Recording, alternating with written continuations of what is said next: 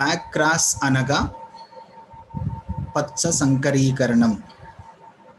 Test cross అనగా పరీక్షా సంకరీకరణం. Back cross అనగా పచ్చ సంకరీకరణం.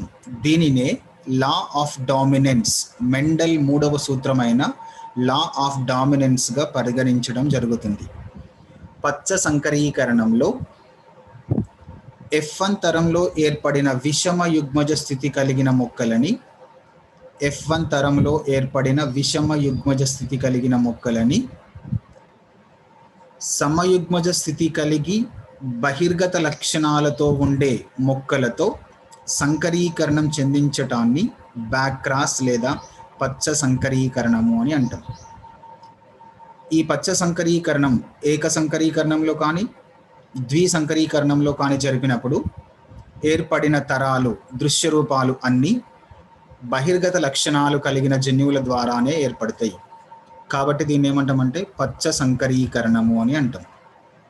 పరీక్షా సంకరీకరణము అంటే F1 తరంలో ఏర్పడిన విషమ యుగ్మజ స్థితి కలిగిన మొక్కలని సమయుగ్మజ స్థితి కలిగి అంతర్గత లక్షణాలు కలిగి ఉండే మొక్కలతో సంకరీకరణం జరపటాన్ని పరీక్షా సంకరీకరణము అని అంటాం.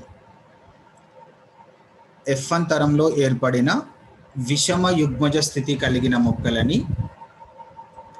అంతర్గత లక్షణాలు కలిగి సమయుగ్మజ స్థితిలో ఉండే మొక్కలతో సంకరీకరణం జరపటాన్ని టెస్ట్ క్రాస్ అనగా పరీక్షా సంకరీకరణం అని అంటారు.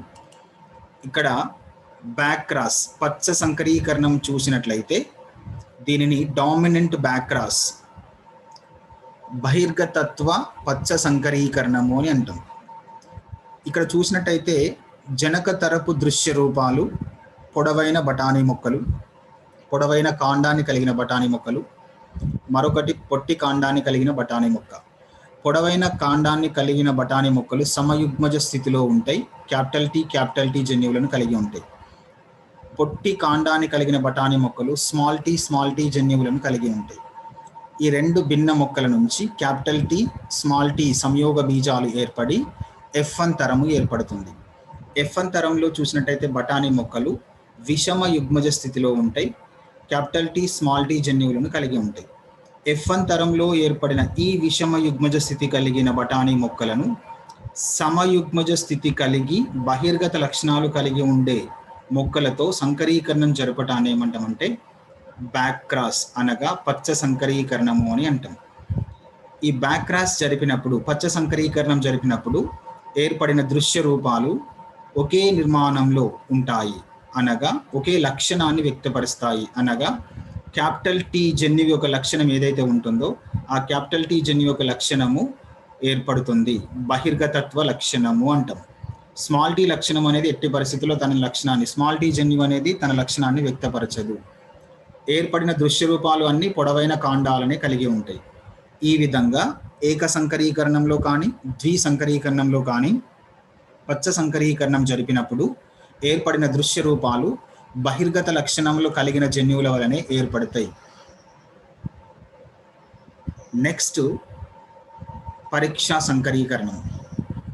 పరీక్షా సంకరీకరణంలో చూసినట్టయితే F1 తరంలో ఏర్పడిన విషమ యుగ్మజ స్థితి కలిగిన బఠానీ మొక్కలను సమయుగ్మజ స్థితి కలిగిన అంతర్గత లక్షణాలు కలిగిన బఠానీ మొక్కలతో సంకరీకరణ జరపటాన్ని పరీక్షా సంకరీకరణము అని అంటాం. ఈ పరీక్షా సంకరీకరణం ఏక సంకరీకరణంలో ఒక విధంగా ఉంటుంది, ద్విసంకరీకరణంలో ఒక విధంగా ఉంటుంది. ఏక సంకరీకరణంలో అయితే దృశ్య రూప నిష్పత్తి, జన్యు రూప నిష్పత్తి 1:1గా వస్తుంది. ద్విసంకరీకరణంలో అయితే దృశ్య రూప నిష్పత్తి, జన్యు రూప నిష్పత్తి 1:1:1:1గా వస్తుంది. ఇక్కడ మనం ఏక సంకరీకరణంలో పరీక్షా సంకరీకరణం చూసినట్లయితే విషమ యుగ్మజ స్థితిలో ఉండే F1 తరం సమయుగ్మజ స్థితిలో ఉండి అంతర్గత లక్షణాలు కలిగిన మొక్కలతో సంకరీకరణం చెందించినప్పుడు ఏర్పడిన దృశ్య రూపాలు రెండు రకాలుగా ఉంటాయి. ఒకటి పొడవైన కాండాన్ని కలిగిన బఠానీ మొక్కలు ఏర్పడతాయి, మరొకటి పొట్టి కాండాన్ని కలిగిన బఠానీ మొక్కలు ఏర్పడతాయి. కాబట్టి దృశ్య రూపం ఏం చెప్తున్నాం ఇక్కడ 1:1 అని చెప్తున్నాం. జన్యు రూపం కూడా 1:1గానే ఉంటుంది. క్యాపిటల్ టీ, స్మాల్ టీ ఇది ఒక జన్యు రూపం, స్మాల్ టీ ఇది ఒక జన్యు రూపం. కాబట్టి దృశ్య రూపం, జన్యు రూపం 1:1గానే ఉంటుంది. పరీక్షా సంకరీకరణం ద్విసంకరీకరణలో చూసినట్టయితే F1 తరంలో ఏర్పడిన F1 తరంలో ఏర్పడిన విషమ యుగ్మజ స్థితి కలిగిన బఠానీ మొక్కలు capital Y, small Y, capital R, small R జన్యువులను కలిగి ఉంటాయి. వీటిని సమయుగ్మజ స్థితిలో ఉండి అంతర్గత లక్షణాలు కలిగిన బఠానీ మొక్కలతో సంకరీకరణం జరపడం వల్ల పరీక్షా సంకరీకరణం పూర్తవుతుంది. ఈ సమయుగ్మజ స్థితిలో ఉండి అంతర్గత లక్షణాలు కలిగిన బఠానీ మొక్కలలో స్మాల్ వై, స్మాల్ ఆర్ జన్యువులు ఉంటాయి. ఇవి ఆకుపచ్చని బీజదళాలని, ముడతలు పడిన విత్తనాలు అనే లక్షణాలని వేరుపరుస్తాయి. F1 తరంలో ఏర్పడిన విషమ యుగ్మ స్థితి కలిగిన సంయుక్త బీజం నుంచి 4 సంయోగ బీజాలు ఏర్పడతాయి.